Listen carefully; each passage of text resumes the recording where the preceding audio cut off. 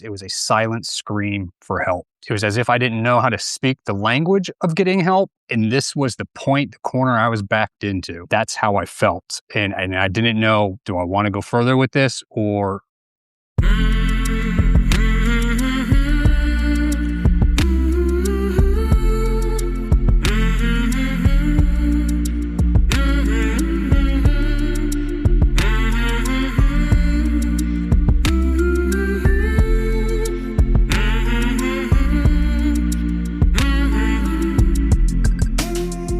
Hey there, my name is Sean, and this is Suicide Noted. On this podcast, I talk with suicide attempt survivors and ideators so that we can hear their stories. Every year around the world, millions of people try to take their own lives, and we almost never talk about it. We certainly don't talk about it enough, and when we do talk about it, most of us suck at it.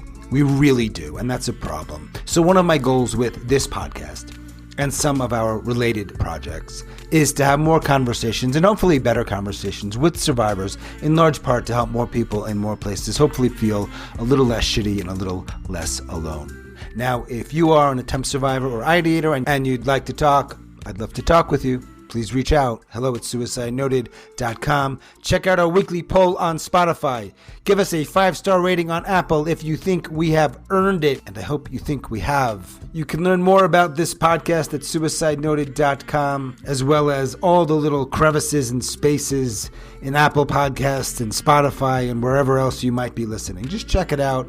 Nose around, explore, learn, reach out, stay involved. Shut up, Sean.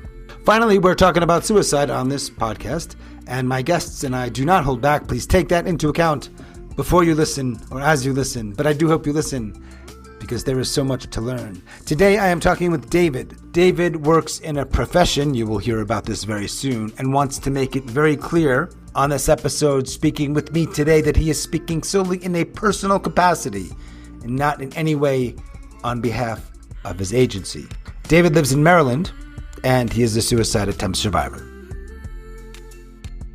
David, where are you? I'm in Maryland, Annapolis, Maryland, hanging out in my little corner of the house here that I have made my own. Kids everywhere? The kids are out of the house with the wife. American dream. I've got 4 kids total. 4 kids total, 2 from a previous marriage. So what I'm hearing here is ladies like you. Let's just say what it is. I don't know about that. Or I can't be alone. I always have to have somebody. I don't know. Well, at least 2 of them wanted to spend the rest of their lives with you, David. So I don't know if you were married to the other one. You just said you had kids with the other one. So I was married. Yep. 2 wives, 4 kids. Man, how old are you? 42. How did you find this? My world of podcast doesn't go very far, right? My podcast library is just full of church. I listen to churches all over the country. And then it was recently, I speak internally, again, part of the story, we'll get into that a little bit, but I speak internally within the Secret Service, and I want to branch out. And so I was having dinner with my wife this past week, and I was telling her about the book I was reading, Miracle Morning. I don't know if you've read that. And first 2 chapters, he kind of lays the foundation of where his story starts and how he got to the point where he was. And I said, this guy went from nothing to all of a sudden, New York Times bestseller. And I'm like, how does people just break through? Now, I'm not using this as a platform to break through, but strategically, I think you're making a good decision. I just don't want you to think that that's what Joe Rogan would be a way better point. But go on. But I wanted to find a way to get my story beyond that of the Secret Service. So bringing that back to finding your podcast, nobody Googles anything anymore. I don't think we all chat GPT everything. I asked AI. I said, "Hey, look, this is what I want to do," and I said, "What types of media platforms are out there that I could leverage to get my story out?" And it brought yours up. I just had a conversation with a young lady in the Netherlands, and she also did it. She was using ChatGPT, and I'm like, so the ChatGPT knows about my podcast, which makes sense because it's just pulling data from the fucking interwebs or wherever it works. Right. All right, so we're using each other. Let's just say it. I don't give a shit. Well, hey, and if the friendship develops out of it, I'm all on board, So what I love so much is that, and I know this is a big part of your life experience and what you're good, Secret Service. And when you said that word, I'm like, my podcast is literally the opposite. It could literally be titled Not Secret Service. So we are No, I don't think it's out of your comfort zone, but you're one of these people that have, because of the nature of your work, and I'm going to shut up and you're going to talk more about it, is that like, there's just a built-in curiosity to it because it's like, well, how does that work? What's that world like? It's different, right? It's just different. If I remember the email that you sent me, you have tried, or you ideated, or both? Ideations. The first time when I put my gun to my head. When was the first time you put your gun to your head? The first time, I don't know the first time. Unfortunately, every time I ever did anything like this, I was very drunk, right? So I don't always remember exactly when, how I went about it. But the biggest incident that really pulled a lot of attention from all different directions and actually got me placed on suspension was one afternoon in 2020 where I put the gun to the head, and it was my point of I've had enough. And in that moment, it wasn't so much that I wanted to do it. I don't think. Again, I was drunk, and I ended up calling another agent who lived down the road. I sent a picture of the gun to my head to my wife, who was out of the house but still in the neighborhood. So to me, the way I describe it when I speak of this situation was it was a silent scream for help. And it was as if I didn't know how to speak the language of getting help. And this was the point, the corner I was backed into. And that's how I felt. And I didn't know, do I want to go further with this, or can I get enough people's attention who will come to my aid? And thankfully, enough people got their attention to come to my aid, and I am where I am today. Silent scream, Secret Service. You probably haven't heard this podcast very much. I've listened to a few now that good old AI put it on my radar. I have listened to a few of the podcasts, the more recent ones. Yeah, no, either way, it's fine. But I just do a thing where, like, over the years, somehow I started asking people what their memoir title is. And I'll just tell you right now, you might have a book. We'll get into it. You might have a memoir title. I know I know, like, in 2 years, I'm going to be like, dude, I talked to that guy on my podcast. He's fucking famous. Throw me a bone, throw me a few bucks when that happens, okay? When you're like a gazillionaire and you're like at TED Talks and Silent Scream and Secret Service, one or more of those words would probably make a final cut for the memoir title or subtitle. So here's what I think about when you say you were drunk and you had a gun to your head. I have no data on this. There are so many dudes, middle-aged, mostly white, but it doesn't matter. But we're two white guys. So that's why I reference that, but it doesn't really matter. They drink a lot. They have access to guns. They put guns to their head. At any given moment, there are so many people like that, which doesn't take anything away from what you've done, but it's like, that's not super unfucking common, which is insane. I know. Of those numbers, we're just spitballing here, I will bet the great majority do not ask for help for reasons I understand. And I'm wondering, and I'm going to ask you about this, you were the person too for a little while. Oh, yeah.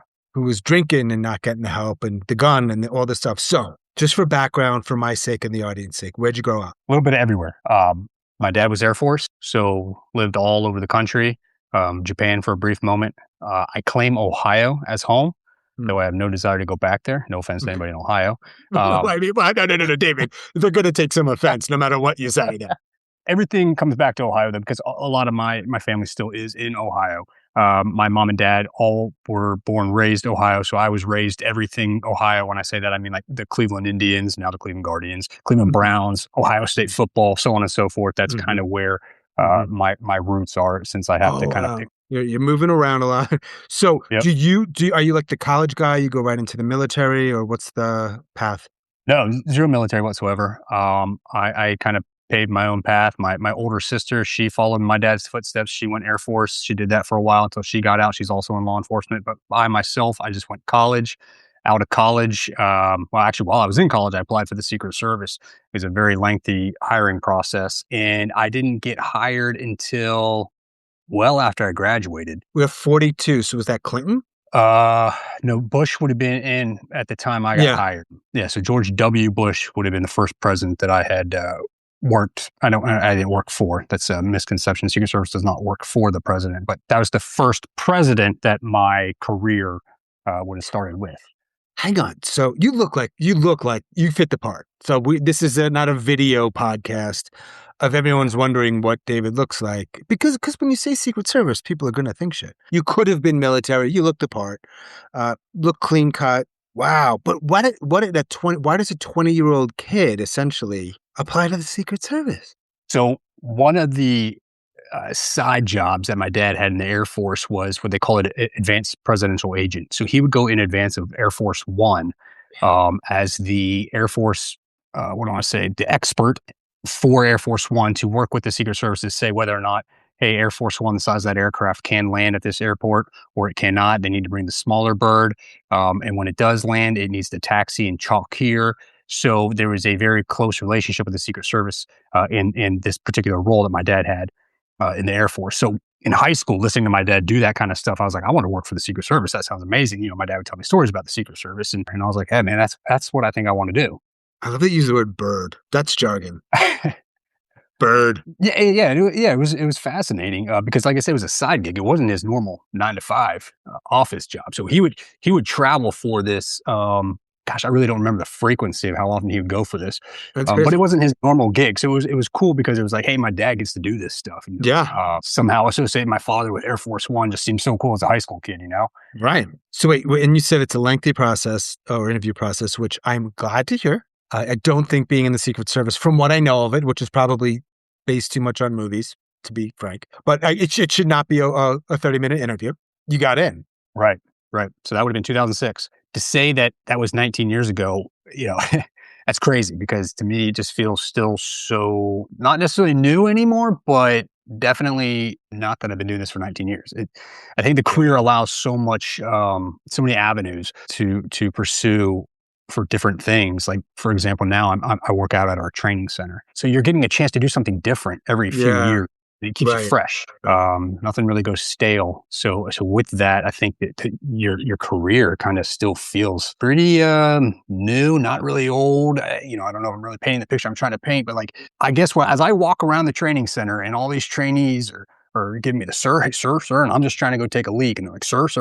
You're like, man, I feel old, but I don't feel too far removed from these guys. But So when was the first time that you ever thought I might, I don't know how to frame this. I mean, you're 42. You started that job when you were 23, I think. Mm-hmm. When's the first time you think, I'm not sure I want to be alive? Probably all started to unfold in around 2016 when I was facing divorce from my first wife. Really, this part of the story starts down in Florida when I was assigned to our Miami office because we got field offices really all over the world, but pretty saturated throughout the country. So I was assigned to our Miami office, and getting down there to Florida was a pretty big move for my wife and I. And then we had little children at the time, son and daughter. For me, as I've already shared, growing up Air Force, moving was not that big of a deal to me. I could handle a move. But for my wife, she came from small town Ohio. Moving all the way to Florida was a pretty big move because where we were at here in the DC area prior to this move, it's 5.5 hours back up to Akron, Ohio. Very easy drive. It's LeBron James. It is LeBron James, yes. Very popular. I was in college when he was in high school. And I went to Youngstown State there in Ohio. So, everybody knows LeBron up there in Northeast Ohio for sure. Early on, of course, everybody knows him now. But yeah, if there was a holiday, a special event, just because weekend, 5.5 hours in the car, and you're back up there to the Akron area, right? So when we moved to Florida, I kind of took her away from that opportunity. And so I bring that up because when we got to Florida, though the move was exciting, because I never in my life thought I'd live in Florida until the job called me one day and said, hey, you're going to enter our Miami office. I said, oh, okay. Outside of that, there was a little bit of tension following the move. And I figured, okay, well, yeah, I mean, I just pulled her further away from Ohio. On top of that, this is our first time owning a single family home. We had a townhouse. We were homeowners previously, but like townhouse compared to a single family home, bit of a difference. I got to take care of the yard, so on and so forth. It's hot in Florida. The AC unit wasn't keeping up. Little things, right? Little things add up. So I'm thinking, okay, we're not getting along for these reasons. She's mad about the move, maybe. The kids, we got to get them in school. The school district we were zoned for wasn't the best. Good thing about Florida and their education system, there's charter schools and whatnot, and you can put your name in on lists and typically get into these other schools. So we did that. We were able to get our kids into a better school. But then I was also traveling a lot.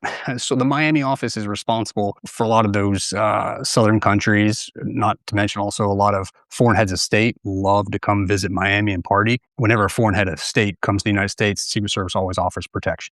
We go on vacation with our protectees, not to go on vacation, but watch them vacation. And you're protecting powerful people. So Correct. I know what comes with that. Most people, it's obvious. So the Secret Service, in part, is really good at keeping secrets. Yeah. Work-wise, outside of the home, work-wise, I was taking on a lot. Because of like I said, the protectees that like to come vacation in Florida. We covered the Keys, we covered South America, our own protectees. And when I use the word protectees, it's a Secret Service word. If you type it into the computer, it's going to tell you it's misspelled, but it's our word for our VIPs, as I guess other agencies would say. But so our protectees would come visit Florida. Always something going on down in Florida. They had Southcom down there. So you have a military presence. Sometimes the president would come visit. So I was always busy down there with protection, in addition to the financial crimes the Secret Service is charged with as well. A lot of people don't realize that we investigate financial crimes. And we are founded on that, counterfeiting. That's how the Secret Service got started. But everybody relates Secret Service to protection. Clint Eastwood, baby. Clint Eastwood. Clint Eastwood, Line of Fire, yeah, absolutely. There was a lot going on with work down there in South Florida. Very busy office. It's one of our top 5 offices. So again, bringing that back to the marriage in the house, in the mood in the house, I just felt like there was so much going on. Brand new move, getting rooted with the kids in the house, and I was taking on a pretty heavy workload. I just thought that was all contributing to tension within the home, and that it would work itself out. Mm-hmm. I thought time would just be in my favor and that things would just get better, as you figured it all out, right? But as time progressed, it never really got any better. And I was very confused as to why things were difficult, just almost seemed like I could never say the right things. That kind of just went on. And really professionally, though, I was thriving. I was enjoying my career. I was enjoying what I was doing down there. I enjoyed my boss. I enjoyed going to the office. It was just really at home. It was just like, man, this is really tough and confusing. After a while, little things here and there where you kind of scratch your head and you're like, I don't know, that just seemed off. That didn't seem right. Yeah, but you just file it away and you're like, hey, whatever. David, I think almost every listener now knows where this is going. I'm wondering if they're right. Yeah, I'm sure. So I'm working one day and we call it our duty desk, and it's a 24-hour man desk at the field office, Miami field office. It's a Saturday afternoon, and I'm trying to get a hold of the wife, and I can't get a hold of her. And finally, she calls me back. And again, Saturday afternoon, I'm working by myself because you don't work with anybody when you man this desk. And she calls back, and I say, hey, where have you been? And she's like, oh, I'm at church. I said, I've been trying to get a hold of you. What are you doing at church? Now, we go to church. We went to church. I still go to church. So for her to be at church on a Saturday, it was confusing because I didn't recall anything going on. Church wasn't putting off some sort of special event for the kids. I didn't know what was going on. So I said, what are you doing at church? And she says, I'm trying to find somebody to talk to. And the first thing out of my mouth was, are you cheating on me? Yeah. And she began crying.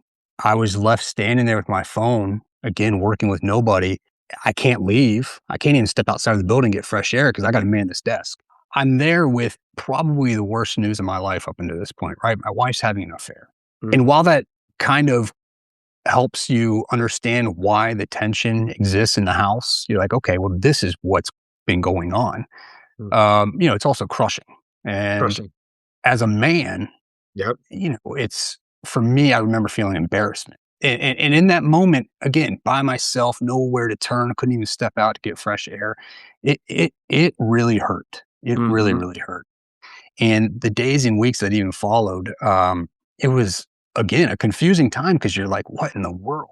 My wife, married 10 years, mind you, at this point, right? Oh, so you were a pretty young guy when you got married. Yeah, I was very young. Yeah, I got married essentially the same time I started the career, 23. Yeah. You said you were embarrassed. You know what a word comes to my mind? And we probably think very differently, and I've never been married. Homicidal. Yeah. Now you're a church-going man, and you're probably maybe more conservative in some ways. That's how I'd be thinking. Yeah.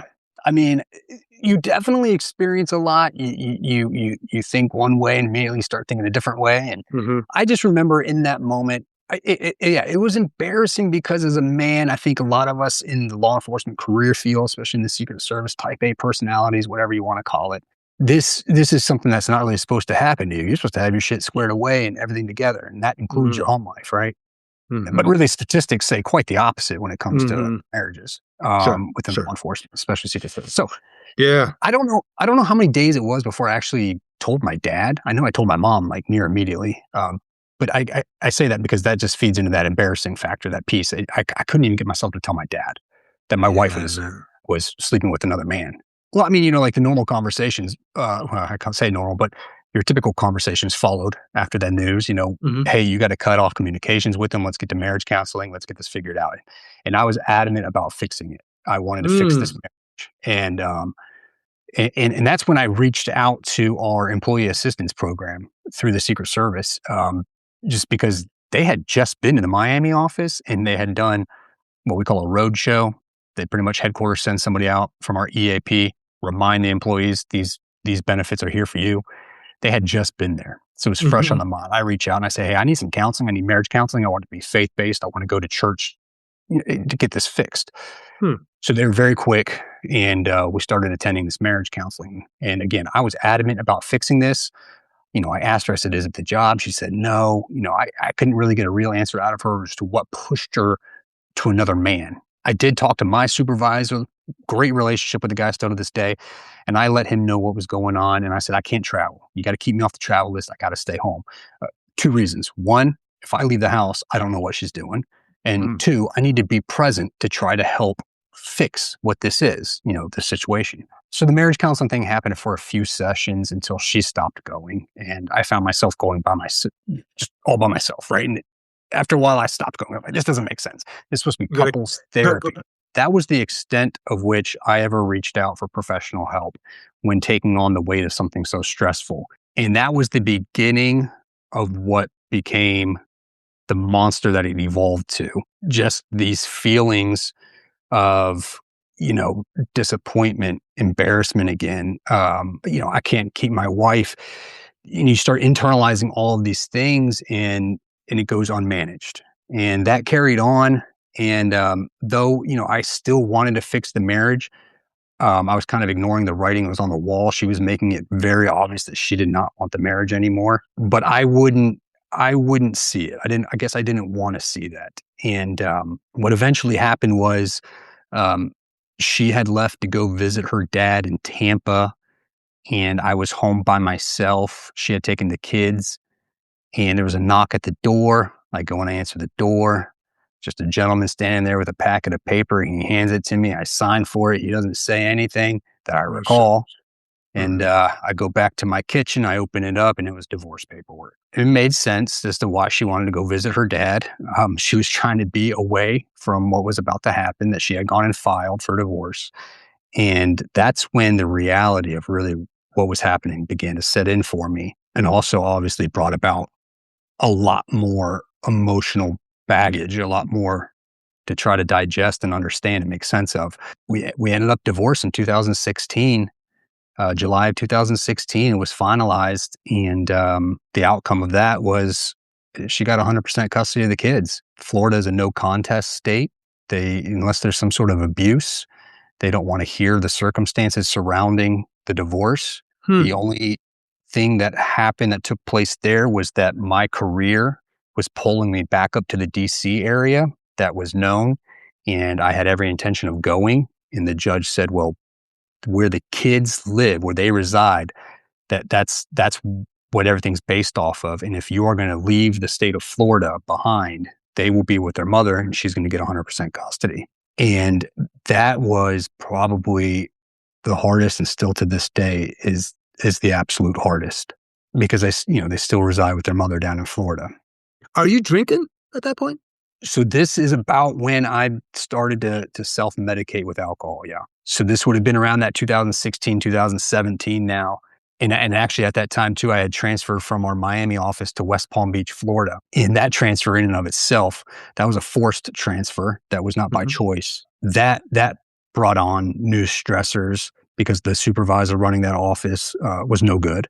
So I went from working for a supervisor I highly respected, who knew my situation, who I could rely on for, advice, personal advice, professional advice, to working for this guy who just completely sucked. And then on top of that, as we all know now, President Donald Trump has his residence Mar-a-Lago in Palm Beach, but West Palm Beach for all intents and purposes. And because that was in our district, that was and still to this day is our responsibility, the West Palm office. So my workload, it exploded. I was doing so much protection for every time Donald Trump was in town, President Trump. I was constantly working 12-hour days, no weekends. And it was a lot. It was a lot, but it was good because it didn't really give me time to stop and think about my situation and how it was evolving to going from a single family home with a wife and kids and to now all of that gone. Side note, she made me sell the house immediately because it's a marital asset. And she was correct. It was a marital asset. I had to sell the house. I argued with her. I said, can I just not continue to live here until I move back up to the DC area? And she said, no, absolutely not. Sell it. I want my equity. I sold the house in 3 days, which is fantastic if you're trying to sell a house, but I wasn't. House sold, gave her cut of the equity, and I effectively was homeless. However, I had started dating, much to my surprise. I was like, I will never ever date again, and then started dating. And I talked to this girl and said, hey, here's my situation. I really don't have a place to live. She allowed me to move in her teeny tiny little apartment. I put everything in storage. I had 2 suitcases. One was my suitcase I traveled with. One was my suitcase that was essentially my everyday clothes for the office and for protection. And that became my life for a little bit. Luckily, this girl, she is now my wife. I remarried. So we ended up getting a bigger place and moving in together. You met the woman who would become your wife quickly. I did. Yes. Wow, that's cool. Good figure. Very, very surprising to myself because I was not something I had intended on doing. I think there was a large part of me that didn't want to be alone. Well, sure. You're also a church-going man, right? I am. Yeah. So arguably, perhaps, one's belief maybe that wasn't a coincidence that you crossed paths with her, no? Potentially not, right? It's all part of the grand plan, right? Hey, I'm going to put you in West Palm Beach. You're going to go through something terrible, but hey, don't worry. I got a plan for you. Well, David, do you believe that? I believe it because I don't know how else to explain it because I was not looking. I didn't ask to go to West Palm Beach. I found myself there and all of these circumstances surrounding me, it all kind of led down this path to her. Yeah. Which is, it's very interesting. And now she's the mother of 2 kids of yours. Correct. Wow. The biggest fan of my life. But we're jumping ahead a little bit. Yeah, a little bit, right. So, West Palm Beach, the workload, huge, and now divorced, get engaged again, and I am now slated to move up to the DC area to be on Vice President Pence's detail, what we in the Secret Service reference as our phase 2 of our career. Phase 1's investigations out in the field. Phase 2 is strictly protection, usually DC based. Phase 3 is the back end of your career, maybe back out into the field where you ride out your 20 years, 25 years, whatever, into the sunset. So here I'm going to move on to my phase 2 of the career. It's usually your most exciting part. It's the Hollywood part, right? That's what everybody relates to. Got married, left that Florida life behind, and a part of me was so happy to do that because of what had happened there. It was a part. I always hate these cliche statements like a new chapter, but essentially that's what it was, right? I was getting to close turn the page on that and move on to a new aspect of my career that I was excited for, get back up to the DC area that I was familiar with and I enjoy, and bring my new wife with me and start a new family. In essence, I don't want to say start a new family and forget about my kids from the previous marriage, because by no means do I mean that, but nonetheless, getting up to DC and kind of just putting behind me Florida and everything that had happened there. But the problem with all of that is that all the stressors that I had endured while down there in Florida, I brought with me and I left unmanaged. And though on the outside, nobody really knew that I was hurting on the inside, I was. And what really put me over the edge and made me start drinking so intensely was leaving my kids in Florida. When I put that distance between myself and them and made that career move, it took a minute. One would step back and just listen to my story and say, how did you not see that coming? I get that. But at the time, it was just kind of like, this was always my plan, was to go back to DC to do protection, and I'm sticking to it. I'm doing it. And I was excited. And so maybe I was just kind of blinded by that excitement. But once I realized, oh my God, I see my kids once a month now. I got to fly them in. I'm on the hook for the expenses for that. I see them for 1 weekend a month. Like that took a toll on me. And that became the single-handed hardest thing to deal with. And as I mentioned a little bit earlier, it's still to this day, the most difficult thing. So as I would go into work every single day, the way I like to describe it is I would take my frown off, I'd leave it in the cup holder, and I'd put on a smile, and I'd go to work because I didn't want anybody to know that I was hurting. With this career profession, and I don't think it's just the Secret Service and law enforcement in general. I think there's a lot of high pressure career fields out there that people probably can relate to this, but especially in law enforcement, you can't come across as weak, and you definitely don't want to. Now, being on this side of it all, I disagree with that statement, but at the time, that's what I believe, and that's how a lot of people still believe. That's what a lot of people 100% still believe in this career field. You cannot step up and be vocal if at any time your mental health is suffering. Physical health, we all agree with. Oh my God, you sprained your ankle. Yeah, go ahead, take a week, get healthy, come back. Mental health, if you're like, I need a timeout. Everybody wants to start talking like, what's wrong with this guy? He's crazy, what have you. So for me, when I knew that I was in a really dark place, and up to this point too, there had been incidents of me stating that I wanted to kill myself or putting my gun to my head. There had been incidents of that in very drunk moments. No, but hang on a second. In very drunk moments at work, at home, somewhere else? At home. Alone? Alone. No, I remember one moment specifically with my wife, my now wife. At the time, I don't know if we were married at that time or not. I remember her wrestling me in the closet because she knew that's where my guns were. And for me at the time, I was not going to kill myself. It was just me. Again, I said that on the onset of this whole thing was I didn't know how to speak the language of help. I didn't know how to express myself. This outlandish act of saying I'm going to get my gun to kill myself, though the absolute wrong way to go about it, to me just was like, this is the only way I can express how bad I feel. And I know, like I said, up to this point, there have been a couple of incidents of that. I don't remember them all again because it was always when I was drunk. I've never once drank in my life and said, that was a good day of drinking. I've made some really good choices. Never once in my life has that happened. Really? I met some, yeah, all right. You're saying all the right things, but sometimes I'm like, nah, I've done some cool shit drunk. I've never drinking. This is why I don't drink. Drinking and me don't go together. It does not work. It does not work. So unfortunately though, during this time in life, that was my vice. That's what I turned to. It was my self-prescribed medication. Anytime I was feeling down, I would binge drink. And drinking in my house wasn't disallowed. It happened. It's just that I would hide the amount that I was drinking, right? For every one beer she saw me with, there was probably 2 or 3 more that she didn't know I had. Let me ask you another question about your work and mental health and weakness. And because it's so not for you, but it's like I have a lot of issues with the way people talk about mental health in terms of, especially with suicide. And I think a lot of it's bullshit. So for example, people just say, just talk about it. And it's like, that's cool on paper. But we don't talk about some of the things that come with just talking about it when, you get forced hospitalization, for example. You're like, it's just an incomplete idea that gets thrown around. You may disagree. That's cool. I'm not looking for everyone to agree. Here's my point. I don't know if I want to be next to somebody in the Secret Service or the police force or as a fireman who's fucked up. Do you? Right. Honestly, do you want that person next to you? Right. And I understand where you're going with this. I understand completely what you're saying because I actually had faced that reality. I've had seen comments on that before. A couple of years ago, I got in pretty close with a very popular YouTuber, and he did a little bit on his YouTube channel about me.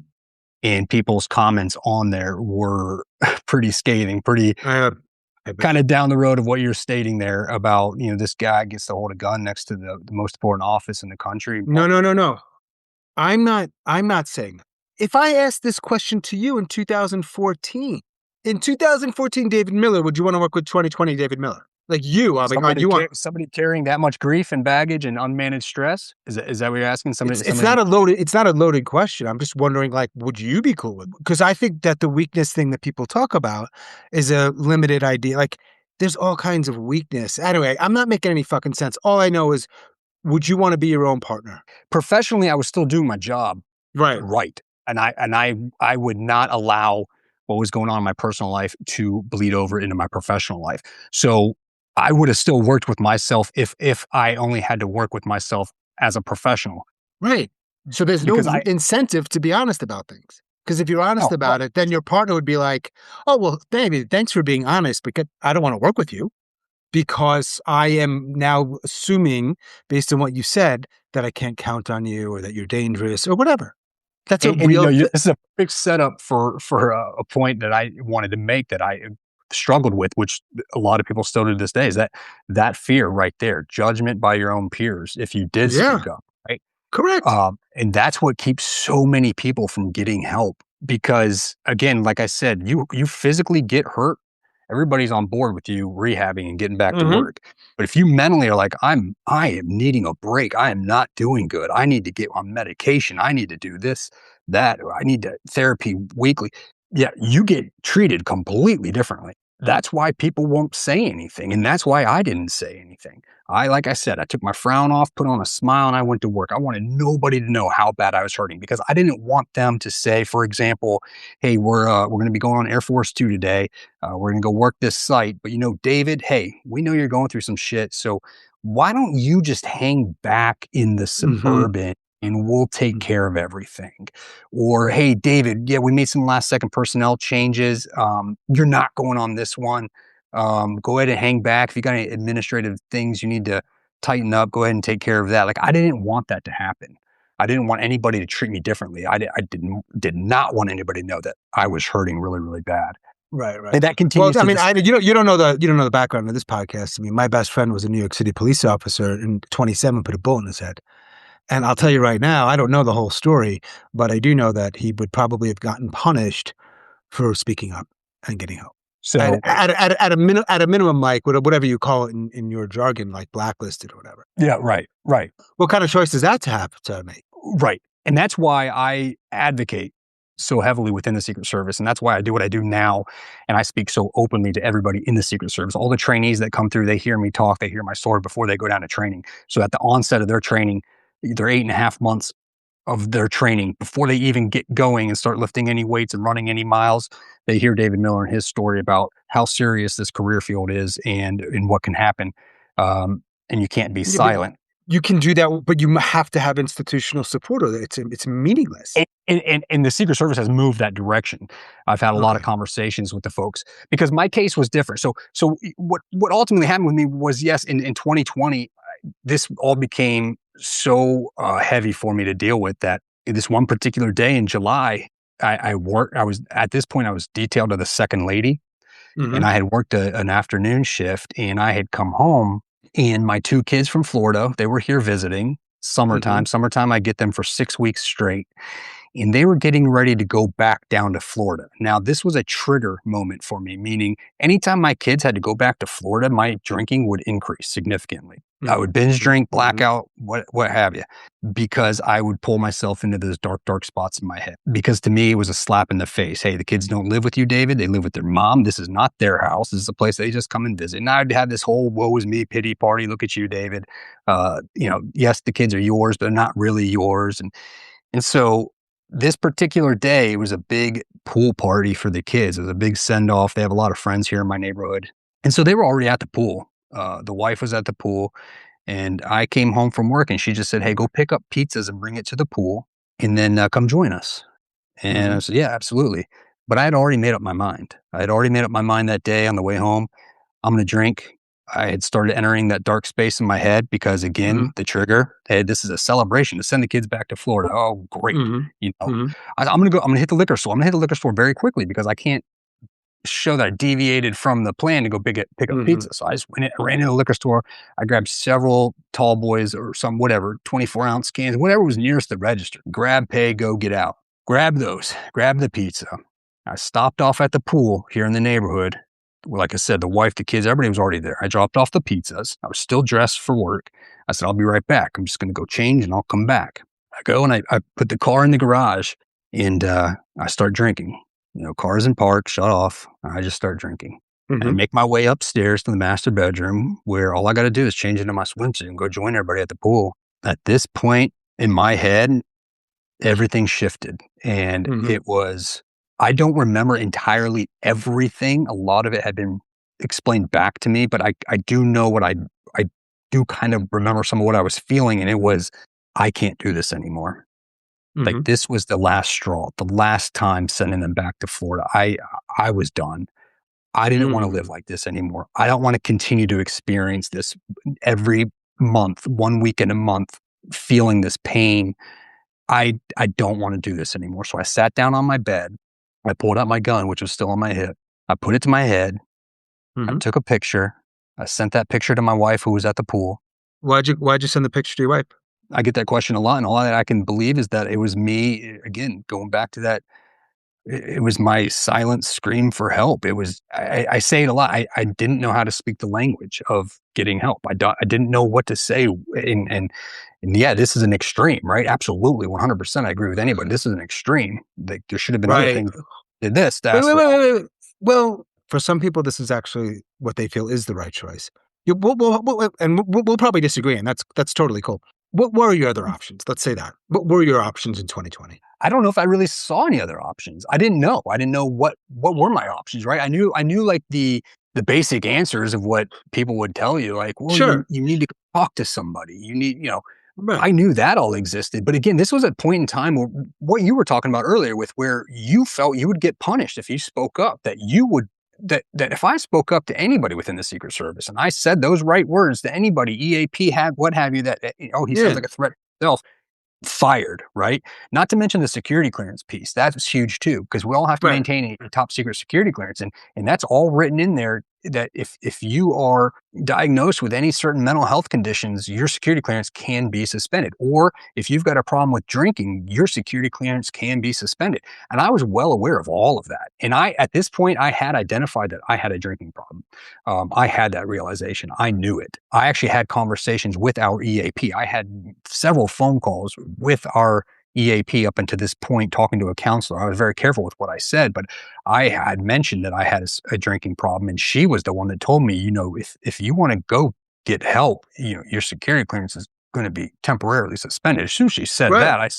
that, no, I'll fix this myself. I'll take care of this myself. You can't take my security. The security clearance is a paycheck. Paycheck is this is my family and the roof over my So, head.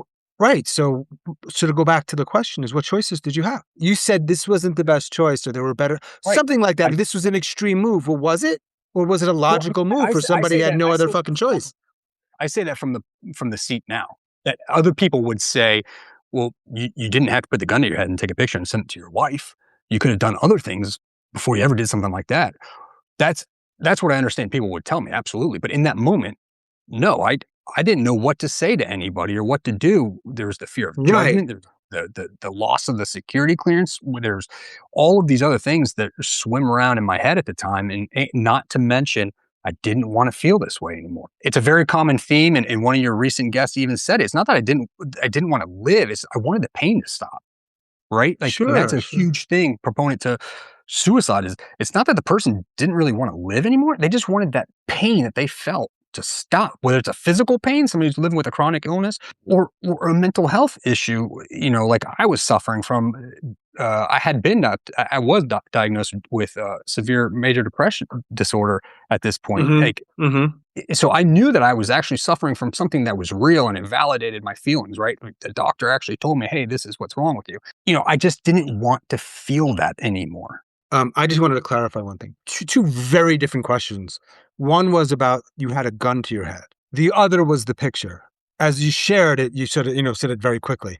Those are two very different things to me, because one is you almost killed yourself, right? Right. I don't know how close you came. You can tell me how close that finger was on the trigger. I don't even know if the gun was loaded. I would imagine if it's on your hip, that means it's loaded. I don't know shit about It guns. was my duty weapon. There was a round chamber, 100%. Right. No need to have an empty gun on your hip, right? Correct. I mean, shockingly, I don't know anything about that world. In my experience, when people want to die, they die.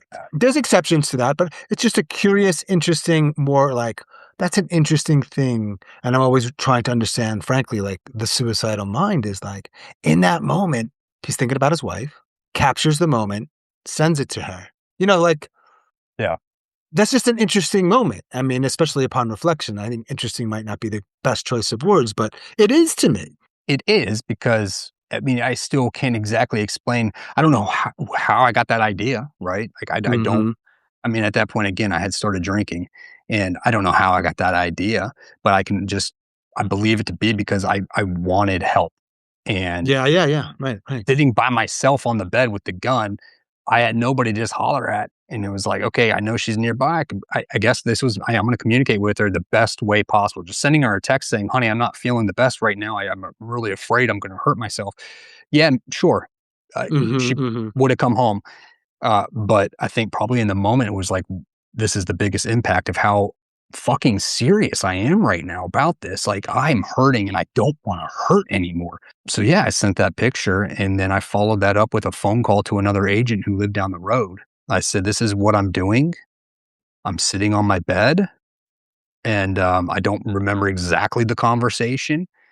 But what I do remember is my wife coming into the bedroom very calmly, sitting down next to me. And I don't know who got there first, if the agent had got there first or if my wife did. Nonetheless, the agent Mhm. was there as well. And I had very easily, I gave him my gun because I Mhm. think like I had probably started to come down off of that feeling of this is Mhm. kind of what I want to do to like, okay, now I'm backing off. And so I didn't fight. I handed over my gun.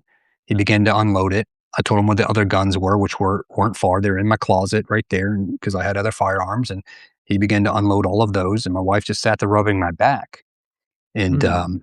And then looking down my hallway, here come the police department.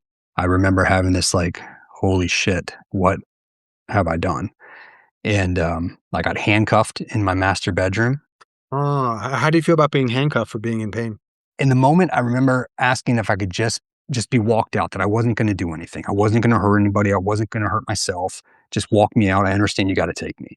But that Handcuffs. they Handcuffs. yeah, they wouldn't allow it, right? And being law enforcement, knowing that I have my own handcuffs, here I am being handcuffed. Well, it's interesting because this happens all the time. You're a threat to yourself or somebody else, and they just group it together. If you're a threat to yourself, there's no evidence or data that you're a threat to somebody else. No, no. There's nothing there. And I wonder, and I'm not trying to pour fuel on fire here, your job, literally, you get paid probably pretty well, trained highly to protect people. And now you're being handcuffed because you might be a threat to somebody else. I just hear it fucking pisses me off. It does. And I want you to tell me exactly what happened. It's fucking astounding. But anyway, please Well, continue. Yeah, it just yeah, so handcuffed in the master bedroom and walked out to a police cruiser sitting in my driveway. Now my house, the way my setup is here, my driveway is in the back of my house. We have a back alley. They were trying to minimize the optics of the situation because my house sure. was surrounded. I have Ring cameras. I had gone back and I had watched the Ring cameras. I won't do it again, but they did come in hot and heavy on my house because I think the call went out as a barricaded subject. All right, all So, right, all right. and then what didn't help was my house is not far from the pool. Remember, everybody was at the pool. So, police swarming my neighborhood, specifically my house, with everybody outside, it brought up a lot of tension. Yeah. People knew something big is going down in our neighborhood. My neighborhood's peaceful, so this was very much out of the ordinary. Yeah, they surrounded the house, guns drawn, because I think, like I said, I think when I was a barricaded subject, and in that moment, I understand their response. But so they brought me back. They brought me out to the cruiser in the back of the house, trying to again minimize the optics of it all, to try to hide me from the neighbors. They were trying to do me a solid that way. Nonetheless, took me to the emergency room.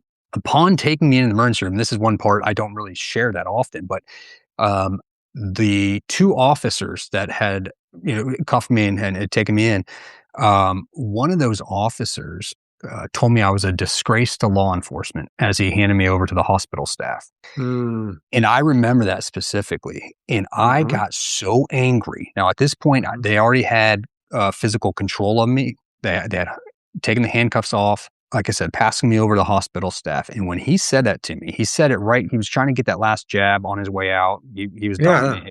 He looks at me, you're a disgrace to law enforcement. And Mhm. I couldn't believe it. I came unglued.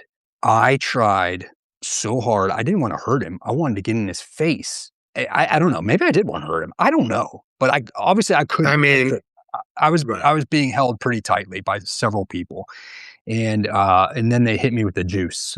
They hit me with the needle, and I I love went to that sleep shit. pretty I much. love that. I So love that. I love that juice. yeah, I spent I don't know how long in the emergency room. I know that Mhm. obviously word got out Secret Service wise. The agent that I called, he called my supervisor, who had to notify his supervisor. It made it all the way up to the special agent in charge of the vice president's Mhm. detail, Mm. who actually showed up to the emergency room. Of course, they wouldn't let him see me or talk to me. And yeah, it was cinder block walls with a TV behind plexiglass, and I sat there, and they kept saying, "We're trying to find a bed for you at a Mhm. detox facility." So I don't know how many days. It could have been 1 day, 2 days. I don't know. And then Mhm. I was transferred. Felt like the middle of the night to a detox facility up on the north side of Baltimore, Mhm. and I spent 6 days there Mm. at that detox facility. Of course, on suicide watch, so I had to sleep with my door open. Somebody came and check on me. I don't know. It seemed like every 15 minutes. I can only use wooden utensils when I ate. Wait, David, 'Cause why were you on a what were you detoxing from? I'm not clear. alcohol, I suppose, because I was very, very drunk. Well, detox is for an addict. Were you an I know. alcoholic? I was surrounded by a bunch of people that I didn't quite understand why I was there, because I do remember in the moment, and this is no offense to anybody that's ever been in this position at whatsoever. You got to Sure. understand. My point of view at the time was, what am I doing here with all of these people? I don't need to be here. Well, do you think that was the right place for you? I think it was the right place for me. And, it got me there, got me stable. They got me on medications. I was already on medications, but I think this helped get me on the right medication, different doctors, different prescriptions, and, under a watchful eye for, like I said, 6 straight days. And Yep. I was released then to my wife. I went home. Very next day, the second in charge of the entire vice president's detail, so again, Secret Service, came out to my house, and I had to sign away on my security clearance. So wait, wait, That wait. moment, Just to be clear, you got the help you needed. You got taken away in handcuffs. You correct. got sent somewhere that you had absolutely no choice over. I want to understand. The community has spoken. David needs to be forcefully removed. David needs to go to a place for about a week. We are deciding where to go. You did your time, I think, right? So you did what you had to do, and you're going to get punished. I'm sorry to rip on your people, but I think that's bullshit. Well, it's all in the I don't know what you want to call it, rules and regulations of maintaining a security clearance for the government, not specifically the Secret Service. I was in violation of that. Okay. By what? But for what reason? For having a drinking disorder, because I was diagnosed with Okay. All right. I don't remember the title of it. While I was at that Well, detox right. facility, the doctor there diagnosed me with having a drinking disorder, and that violated my I see. ability to maintain a top secret security. I see. So that's just that. Then I misspoke some. So that's just part of the deal that you signed up for, and you weren't able to, at that point in your life, do it. Right. The problem, I say problem, in that moment, signing off on that security clearance, the suspension of it. I mean, I remember it so Sure. clear. And Sure. because going back, remember I said I had conversations with our EAP, and they said, well, depending on the level of treatment you want for your drinking, you're going to possibly get your security clearance suspended. And I Mhm. remember that and said, no, I'll handle this myself. So here I Right. am thinking, God, man, I should have just gone the other way. I should have said, you know what? That's probably better if I just openly admit I have a drinking problem and allow them to suspend my security clearance. I should have gone that route versus the route that I Mhm. did take with the gun to the head, handcuffed, detox facility, so on and so forth. Because here I am now signing off on the security clearance anyway. But I think I caused Yeah. more damage, not forget professionally. I caused more damage for friends and, more importantly, family. Speaking of family, still to this day, my kids from Florida don't know what happened. They were told that, yes, I was taken to the hospital because they went back to Florida without ever seeing me. They never saw me again that summer. They went back to Florida. Mhm. They had their airfare. They were going back, and I missed it because I was in a detox facility, and they would not release me to say bye to my kids. So to this day, my kids think I had a medical emergency and that I was Mhm. hospitalized. My kids are much older at this point now too, because I was 2020. Here we are, 2025. My kids are now 14 and 16, and they still don't know what happened. Nonetheless, speed things up, if you will. I was placed on administrative leave for 14 months. Mhm. So 14 months I was not at work. Mhm. Initially, I was really angry. It made me feel like the Secret Service came to me and said, if you're serious about coming back to work, if you're serious about getting your security clearance back, you have to Mhm. do these 6 things. And there were 6 things that I had to do. And some of them were like a weekly urine test to show I wasn't drinking. I had to attend AA Mhm. twice a week. I had to go to therapy every single week. And all of these things that I was doing, I had to compile a report from all of these people, all these professionals. I had to gather their notes and whatnot, and I had to provide that to our headquarters and show them that I am adhering to the rules that they've set forth for me to come back to work. And those Mhm. 14 months, I did it. I did everything they asked me to do, every single thing. I did every single thing. But at first, I was like, who are you guys to tell me that I have to quit drinking? Who are you guys to tell me I have to go piss in a cup every single week? Like, I had this anger. Like, I just didn't, at the time, I wasn't understanding. I wasn't grasping the idea that these people are trying to help me right now. I felt like, hey, man, I just need an extended weekend and I'll come back to work. Let me come back to work. I remember having those conversations with the supervisor. The supervisor had to check in with me every single Friday. And I remember saying to him, like, man, I don't get it. I'm good, man. I'm good. I'm good. I can come back to work. I'm good. And, he never ever really said anything one way or the other. He kind of made me feel comfortable that he was hearing me, he was listening to me, but that there wasn't anything he could do. And I understood that it wasn't his decision. But after a while, I began to realize that, no, David, you need to listen to these folks. You do need the help. You are really struggling. You are here because you didn't go to anybody. You didn't go seek help. You were afraid of judgment of your peers. You were afraid of that security clearance. You let your ego dictate what you were going to do about your mental health. And so once I understood that there was nobody out to get me or make my life miserable, like I kind of felt like the Secret Service was trying to do, like make my life miserable. I almost felt like they were trying to force me to quit. Like, hey, if we can make things difficult for him, he'll just walk away and problem solved, right? We cleaned our hands of I that. I was thinking that too. Once I realized that was not the case, that people Mhm. genuinely cared for me and I really needed these things, I really did need to quit drinking. I really did need to have weekly therapy appointments and get things off my chest because, man, did it feel so good. And I had this therapist, he was amazing. And the things he would say to me, and it's just so funny. Somebody can say the most simple thing to you, and you're like, oh my God, I never thought about that. And it feels good, right? And somebody else would be like, really? That's what he said, and you feel amazing? And I'm like, yeah. You Right, know, sure, sure. these things start happening and I realize I do need the help. And then at some point during those 14 months, I became very good friends with the individual that runs our EAP at the Secret Service. And I told her, I said, I got to tell my story. I got to talk to the people of the Secret Service because I know people in the Secret Service hurt in silence.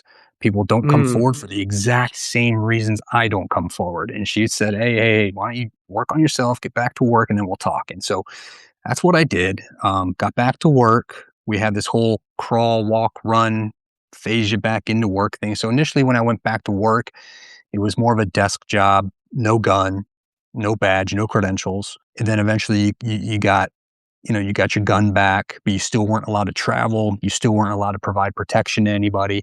And then after some more time passed and some more psych evals and whatnot, once you got blessed off by the powers that were, that I was back to full duty. Typically, that's supposed to be a 30, 60, 90-day reintegration period. Mine was much, much longer than that. And I later asked the question because I became very vocal. Like I told you a little bit about myself in the emails and one that I'm now a suicide education awareness advocate within the Secret Service, and I've tried to enact change within the Secret Service. So I've had some meetings with some important people and open conversations with important people at the Secret Service to try to help change some ways that we do things. And I learned in that process that they didn't know what to do with me. So my case, I was out for such an extended period of time, the 14 months. My reintegration period was, I think, about doubled. It was not that 30, 60, 90. It Mm. was much longer than that before I was actually returned to full duty. And they didn't know what to do with me. And I believe nobody has outright told me it's because I didn't kill myself. Because for them, okay, they're gone. Let's just collect our government gear. We're sorry about your loss to the family. And that's that. But in this moment, I don't think they had ever had somebody do what I did and not kill myself. They weren't sure what to do. There was nothing in the handbook. What do you do with a guy who walked all the way up to the ledge, looked over, almost went for it, but then came back down?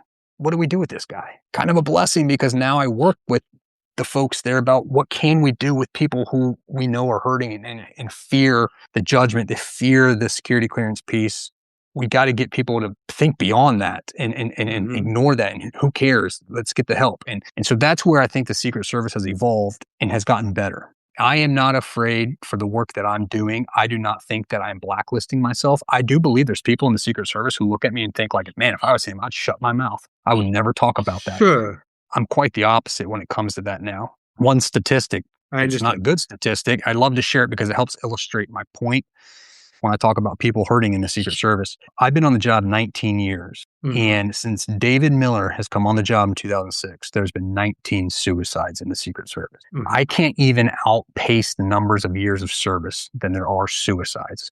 Every year, somebody else in the Secret Service, and I may not know who the person is, a handful of them I've known who they are, and a couple I have actually known. It seems like every single year, there's somebody in the Secret Service that takes their life. And of course, what's the conversation within the agency? We didn't see that coming. We had no idea. I care much more about the attempts than I mean, those that are complete are important because the person's dead, of course. But to measure suffering, you look at the attempts. Right. So do you have those numbers? I do not know that number. I do not know that statistic. Yeah. I mean, because it's just like a barometer, right? Of like, there's two different things. If you don't want people to die, there's certain things you do so that they don't try to die. But if people are trying, and you probably have a very high success rate. And I know that's not the right term, but that's the term that people often use because people in your field know how to die. They know how to kill. Your attempt to completion rate is probably pretty high, is my point. I have a few questions for you about some of the stuff you shared, and then I have a couple of hard questions about the work you do, okay? Sure. How many people know that we're talking? Just my wife. When was the last time you thought about killing yourself? That day in July of 2020. Never again? No. How many people know about that day? A lot now, because I have spoken dozens and dozens of times within the Secret Service. I would be surprised if somebody hadn't heard my story within the Secret Service. I've talked to so many in-service folks, and like I said, every single class before they begin their training, I come and talk. And if I can't make it in person, there is a professional video recording that gets played for these folks. How long is your presentation? I usually run about 45 minutes. All right. How many people do you have in your life where if you're having a really shitty day, or let's even say those feelings come back, the ones you haven't had since 2020, that you can talk to, and during or after that conversation, at a minimum, you don't feel worse? I would say 4. Right off the bat, my wife comes to mind, right? Yeah. My mother, my uncle, and I have a good buddy in the Secret Service. You have 4 kids. The 2 younger ones are, how old are they? 3 and 6. All right. So they don't know much about dad's struggles, I would imagine. No, not at all. Because, I mean, they're kids, right? Little kids. But even the other ones, not so much either, or do they start to know what's up? Do they have an idea? Not so much. I've told my daughter, like, hey, I suffer from anxiety. I'm medicated for anxiety because I know she's a very anxious person. So I let her know, like, hey, yeah, no, I am actively on medication for anxiety myself. Beyond that, no, I've never said like, oh, I was diagnosed with major depressive disorder and I've overcome that. What age range were you at your peak in terms of physical, mental, like in your 20s? Were you just like crushing it? So I would say about 2013. This would have been. I was physically very much on point, thriving as far as career. Yeah. All right. So if I asked 30, whatever age that was, in the 20s, hey David, in a handful of years, you're going to be in a garage, you're going to be inebriated, and you're going to have a gun to your head. What would that David have said? Bullshit. No chance. No chance. 0. No chance. Right. Yeah. None. And that's one point I illustrate when I talk to these folks, because I know they look at me and they go, well, I'm never going to be you. I will never be you. I will never have that happen to me. And I just try to get them to understand that I felt that same way, but I have since learned that heartbreak, grief, pain, strife, divorce, it knows no boundaries. And I promise you that your gun, your badge, your security clearance, and your title will not protect you from it. Because for some reason, even myself back then, would have thought that, look at me, there's no way any of that stuff's going to infiltrate my life. Not me. No. Some of them probably listen to you. I know they do, because I get a lot of offline messages from folks who reach out to me, trainees, which is a very, very bold move by a trainee to reach out to, an active agent, an agent with years on, and kind of open up.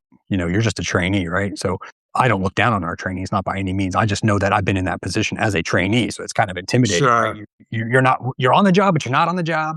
But after my talks, yes, I've had people come to me, whether email, text, pull me aside in the hallway. Cause like I said, I'm at the training academy. So people see me. Absolutely. There are some people listening, and that's all I want. I just want one person to listen to me. Oh, David, I hear this all the time. You want more than fucking one. I want one person. I don't want to even know about it, right? I want more than one, right? What's the bare minimum? One. Give me one person who can say, oh my God, I am in a very bad spot, but I remember that guy. I don't know his name, but I remember that guy. And shit, Yeah. man, got out of it. What are they gonna now this might sound a little corny, but seriously now, what are they gonna remember about the presentation most, or you most, where that one person? They'll remember that I put a gun to my head, but then that day I was standing there before them with the gun on my hip. That's what I think they'll remember. Because to me, that's what I would remember. I'd be like, this guy put his own gun to his head, but man, look at him now. He's standing right here. The Secret Service fully trusts him again. He's back to full duty. Like, that guy went through some shit. Yeah. I'm sure people sit there in shock and awe that I'm still on the job, right? I'm sure people are like, God, I'm surprised he didn't get fired, because I think a lot of people think that. Yeah, it's a strong visual for sure. And you're working with a very specific group of human beings that are certain types of personalities, high achieving. You know the checklist, right? It's not like, not to suggest your message wouldn't resonate with others. It's just that there's like a specific group of type of people that I think you got to be on your A game to get through to them sometimes with stuff like this. Oh, for sure. Yeah, no, like I said, I know there's people who sit there and look at me and be like, man, if I was this guy, I would not be talking. I want to read part of the email that you sent to me. We don't have to use this. You said, my mission is to destigmatize mental health in high-pressure professions and show listeners that even in their darkest moments, recovery and growth are possible, and contribute to the podcast mission of honest, stigma-breaking conversations around suicide. So what I want to understand as clearly as I can is, what is the stigma? So in my world, law enforcement, Secret Service specifically, if you ever hear a story about somebody who had some sort of mental health related incident, mm-hmm.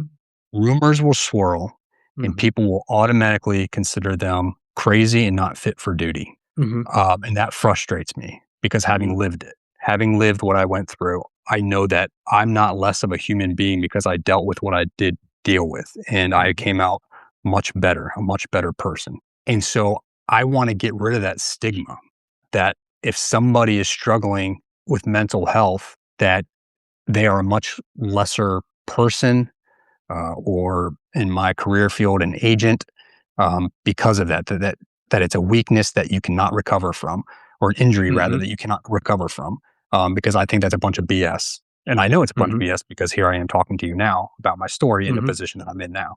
I just know, and like I said, in my world, that's the way we are. We hear these stories and we run with them, and we look at people differently if that story is attached to them. And I wish that I know I can't eradicate all of that. I know I can't get that all go away. I would love to see more people turn away from that type of behavior. What type of behavior? The judgment? The judgment, making things uncomfortable for people who feel like they do need to get help or want to speak up. But I mean, let's be honest, right? Supervisors, so you have more power, right? Like, if I fear my supervisor, or I'm not comfortable with my supervisor, I may not speak up. But if I can be comfortable with my supervisor, I know my supervisor is compassionate individual, and I need to bring something to him, then I feel more comfortable doing so. Of course. I was going to ask about, and I always ask about myths and misconceptions. I think you just nailed one of the big ones, because that's kind of the question I asked about stigma. Mm-hmm. Is there any that come to any other major sort of myths or misconceptions around this, particularly in your field, that you want to call bullshit on? I mean, nothing more than what I've already explained and expressed, that, somebody that suffers from a mental health, what do you want to call it, incident or issue or diagnosis, it doesn't make them less of a person, and it doesn't make them coming back to work as damaged goods or anything like that. Now, there was a point in time where I thought that, yes, I was. Like, when I got diagnosed with major depressive disorder, I was also diagnosed with generalized anxiety, insomnia, because I wasn't sleeping, and PTSD from divorce. I got all those diagnoses all at the same time. And I remember it felt good getting that, because it validated my feelings. Like, oh, these feelings I'm feeling are real. There's something, they are defined by something in the professional world. But then all of a sudden I remember crying, because I was like, I'm a broken person. And I don't want people to think that way about somebody or even themselves if they find themselves in that position, to think that somebody is broken because what they struggle with is mental versus physical. We get weird when somebody needs to take some time off because mentally they need to get better. We get weird about it.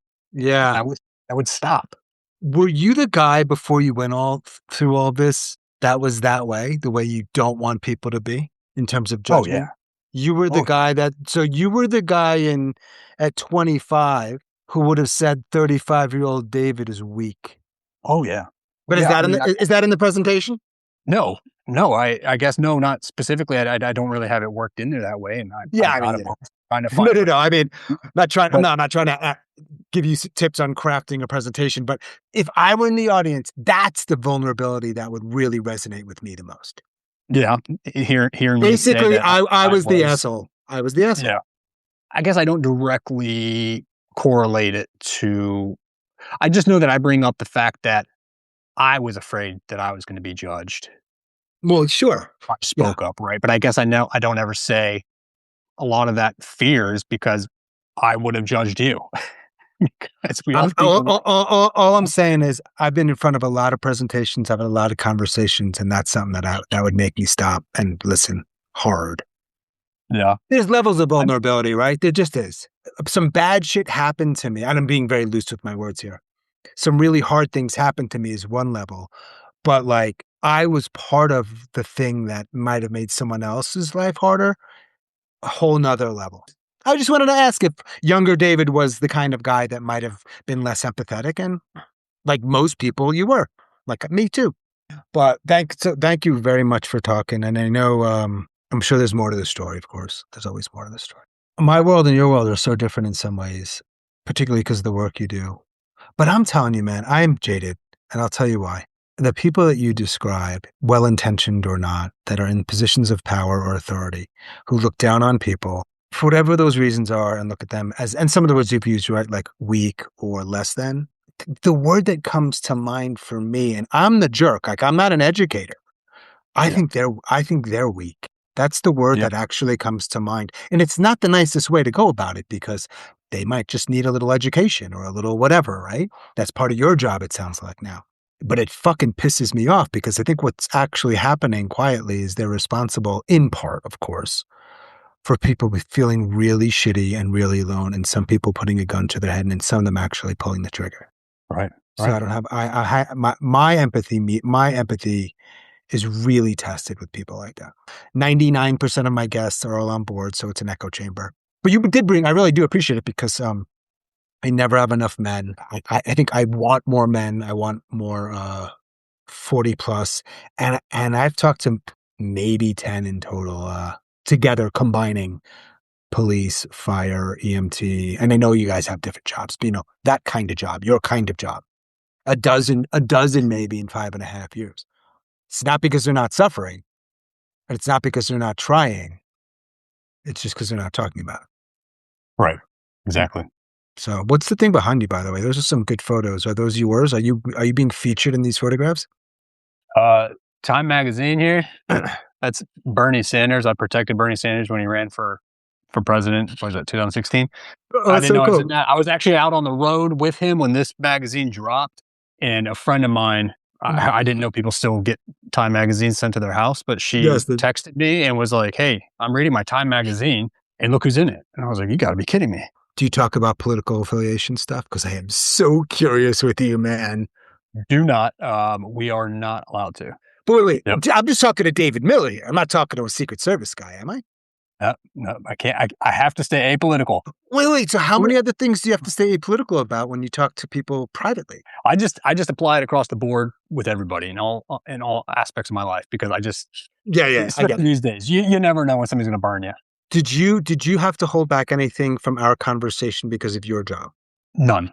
My story, I've told it so many times where it's all cleaned up, where I know I can say it.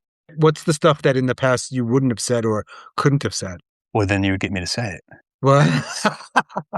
people hold back in ways that they don't even realize. And the goal of this podcast is not what you might think. The goal of this podcast is so people can hear what you've gone through in their cars or wherever, and not be educated about suicide. It's actually a secondary goal, is so that they feel less shitty and less alone. So I dig as hard as I can dig because I know people out there need to hear some of this stuff and not just be, and I talked about this when I replied to in your email some. I know I might have been a little bit of an asshole about it because I get the speakers and the authors and I tell them, look, and if it's usually their publicist. I'm like, number one, guys, I don't have that much of a reach. So like, go elsewhere if you want. But two, like, this is what it is. And you're going to be disappointed if you think it's just going to be you doing the thing. Because it's not, anyway, that's all I got to say. Yeah. No, I would say the only thing that I probably scrubbed from the conversation today is a lot of what happened with the with headquarters in terms of how I initially was treated outside of that security clearance suspension. There was more paperwork and there was an uphill battle that I had to have to get my pay and stuff like that. That I scrubbed a lot of that just because that was a lot of things. Secret Service political, if you will. Sure.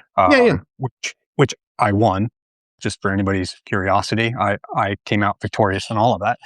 But yeah. We don't need it because remember, if my goal is to help people feel hopefully a little less shitty, less alone, you not including that, I don't think it makes a difference to people out there. No, right? That's just extra David stuff that mattered in your life, for sure. I'm glad you won. I'm glad you're alive. It was added stress at a time that I was taking on a lot of stress. Yeah, that's how it works. Yeah. But I'm glad you're around to talk about this stuff and join me. And I'm glad you're doing the work you're doing. Yeah. So I have a Instagram account, Small Beans, but it's called The Mental Fitness Fed. I share quips from either my journaling sessions, thoughts that I have, and I try to post pretty regularly on that. And I will more than likely advertise on that. For the people that follow me on Instagram. So say it again so people can follow you there. It's The Mental Fitness Fed. The Mental Fitness Fed. Yep. And when's the book coming? Because we know that's coming. The thing is, I had heard in your previous podcast where you give the titles, right?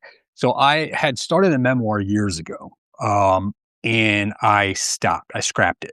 I enjoy writing. It feels good to write for me. And again, obviously my mission of telling my story, right? So I had a pretty good memoir going, but I stopped it because I realized I didn't really have a why. Like, why am I doing this? Sure. Yeah. I was almost feeling like I was just writing aimlessly. Nonetheless, I had temporarily titled it For the Life of Me. I'm not signing off on that. And, sorry, David. I'm trying to start fresh with it because I need to know, why am I doing this? So I'm essentially starting over. And it's one of those, of course you want to write a book and be successful. But at the same time, I enjoy writing, and if I can just write something and self-publish it and sell 3 copies, all right. One last question that I ask every single guest. I am almost sure. I don't know if I've ever been this sure of what I know your answer is going to be. Here it is. We may have heard this question before, and I got a streak going of like 2+ years of asking it, so I'm not stopping now. Pink and purple pill question. I give you a pill, you take it, you go to sleep, you don't wake up, there's no pain, nobody knows it's a suicide. Best way to go. Take it. You can save it. There's no expiration date. You can throw it out. What do you do? Flush it. You're not supposed to flush medication, David. It wasn't a trick question. Get rid of it, right? It just doesn't sound like it's sanctioned medication either. It doesn't. Right. It's a fictional thing. Right. No, but I wouldn't. No, but David, what if it is possible? Because you stand on a stage or whatever, and you tell people you never know. It is possible one day, unlikely, you'll be in that space again. You're going to throw the pill out 100% if I gave it to you right now, knowing that you could be in that pain one day. I feel like I'm too well equipped now, knowing where to turn, where to go, and I'm not afraid. That's the biggest piece. I'm not afraid. I'm not scared of judgment by others. I'm not afraid of any of those things that kept me before to get help. I'm not afraid of that anymore. So if I find myself going down that road, I will be vocal. I will step up and I will do what I need to do, turn to the professionals. And it's never just one professional, right? It's an outlet of them. Got to go to all of them. Medication management, therapy, so on and so forth, whatever it is. I'm going to do that before I'd ever take a pill. But that's just, it's a difficult thing. It's It's a different, difficult thing because I never would. If somebody said that was my advice for you, man, David, it's going to be okay. I'd be like, really? The kids in Florida, they're not here with me. That's going to be okay. I'm going to be okay with that.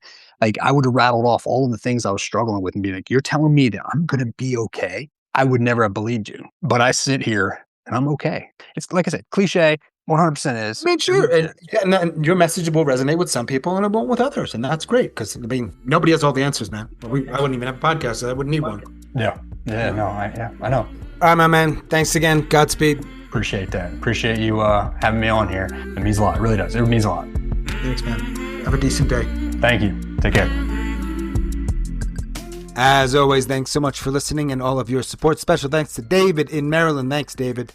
If you are a suicide attempt survivor or ideator and you'd like to talk, I'd love to talk with you. Please reach out. hello@suicidenoted.com. Check out our weekly poll on Spotify. 5-star ratings on Apple if you think we've earned it. I hope you feel we have. And that is all for this week's episode. Stay strong. Do the best you can. I'll talk to you soon.